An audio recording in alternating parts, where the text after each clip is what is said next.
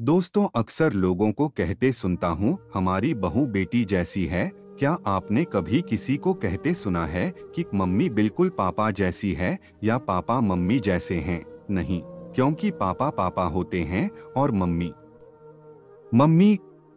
उन्हें किसी के जैसा होने की जरूरत नहीं है। जब हम किसी के जैसा होना चाहते हैं तो अपने अस्तित्व पर ही प्रहार कर देते हैं। बहू बेटी जैसी होनी चाहिए, यह वाक्य बहू की पहचान पर प्रश्न उठाता है। क्या बहू होने में अपनी कोई खासियत नहीं है जो बेटी जैसा होने का प्रमाण चाहिए? बहू होना क्या इतना बुरा है?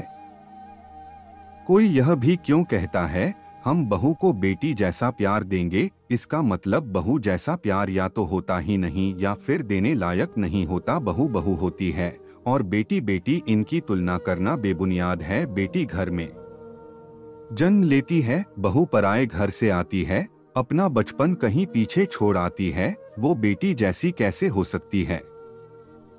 और क्यों हो वो बेटी जैसी? जब वो कहते कि मैं बेटी जैसी हूँ, मैंने कहा मैं बचपन से तो किसी और की बेटी थी, अब अचानक स्टेटस कैसे बदलूं? मुझे नहीं होना किसी के जैसा, मैं स्वयं में ही संपूर्ण हूँ।